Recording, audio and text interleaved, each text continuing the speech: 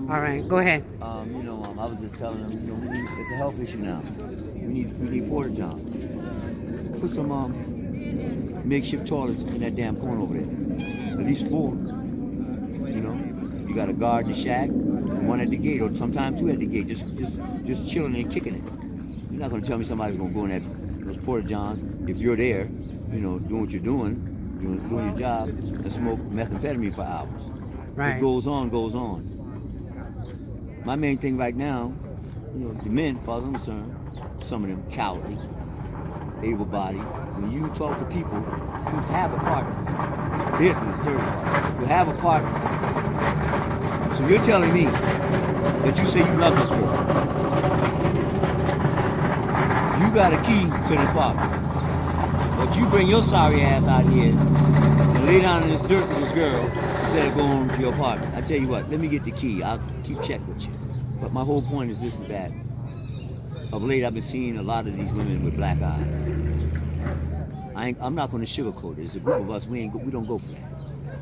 I don't care if she's vanilla, green, purple, or orange. If we catch you, we don't call the cops. We're going to beat you up ourselves, and then we're going to make you get up out of here.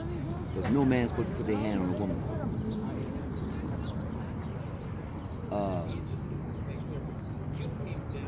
Money's a basic necessity. It's like toilet paper. I'm the same guy with the same guy without it. I'm used to paycheck. I'm from South Carolina. My name is Michael Feld. I was born in Redneck Ku Klux Klan, Charleston, South Carolina, under Strong Thurman. So for those of you all know who Strong Thurman is, you know where I come from. Mister, you trying to come through? Y'all trying to come through? Anyway, with that being said, it's bigger than me. And really it's not even about me. It's about people. Cass wants 900 new beds. But that means Grammy. Cass has a million on the plate. Surveys coming and surveys going. You think they're using the funds correctly? No. I say they're being squandered. No disrespect for those who are sincere and give their hearts to assisting people. You mind if I have one of those? I haven't had breakfast. No, that's the phone. That ain't no. That's just. Don't worry about it. The mental health capacity is shot through the roof.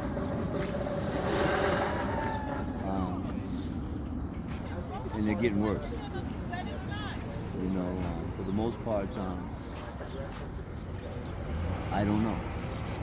Is there a solution to the problem? I always feel that for every problem there's a solution. For every problem.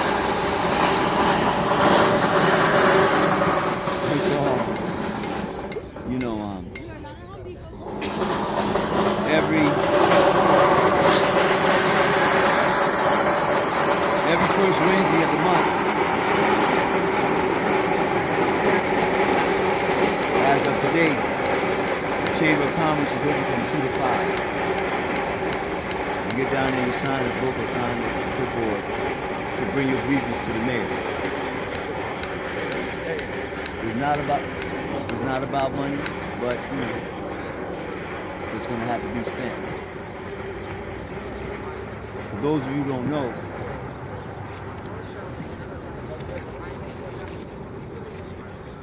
the Arizona State Department of Corrections has a 42,000, not recidivism rate, but inmate taking population or better.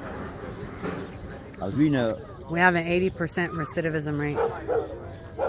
more than any college or university in America. 42,000 in your state penal system. And the article stated more than any university in America. What's the largest number? University in America? We're looking at it. Arizona State University. Very disturbing. So you're intaking people into prison more than education. I got a problem. That says a lot. But the article went on to say that most of the crimes are slapped on the wrist. Thanks everybody for your help today. But we understand the privatizing of prison, so what's the key? Lock them up. Education. You can get a free job and you can work for free in prison. Then they come out, they have these Fair enough. They have these petty felonies and stuff like that, where they have a hard time getting a job, and most of them definitely have a hard time getting an apartment. The pedophiles file for Discrimination Act, so felons should do so likewise. But with that being said, I know, but I don't know. How long you been out here? I got to Phoenix September 14th, year before, okay, this is 2020, right? 2019. Is this the first time you've been homeless? I would say no, but yes.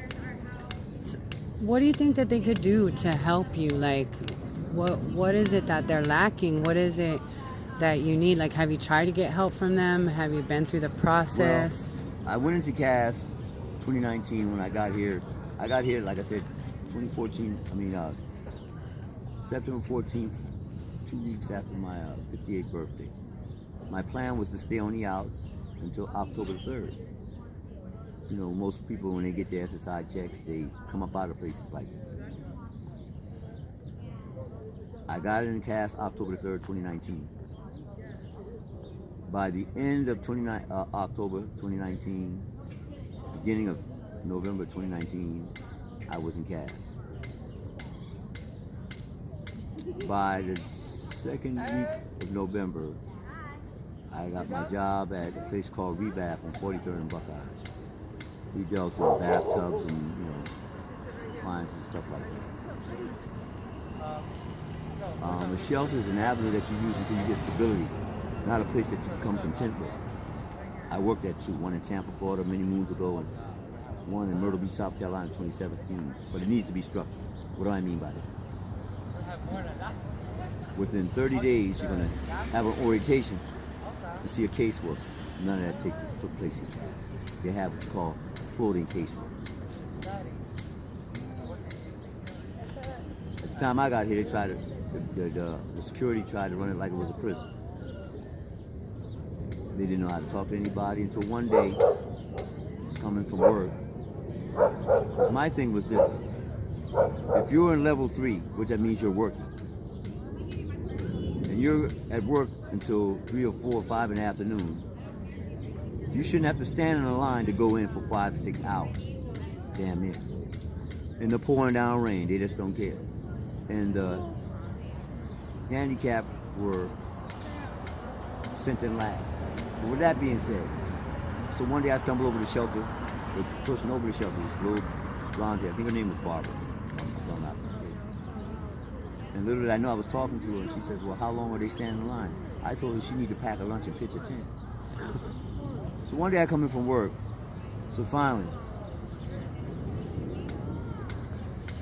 one of the employees there behind me, that checked us in, he says, Michael, they ought to thank you because now they can just flash their level 3 ID working, and that should have been it.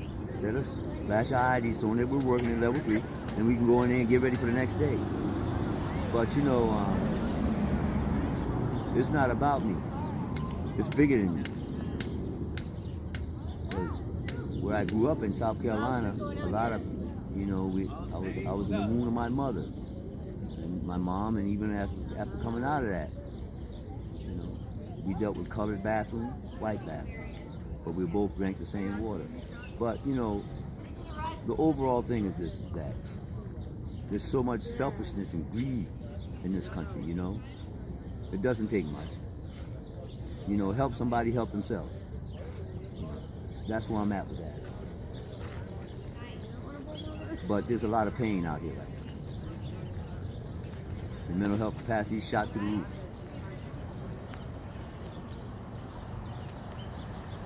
There's a lot of bitterness,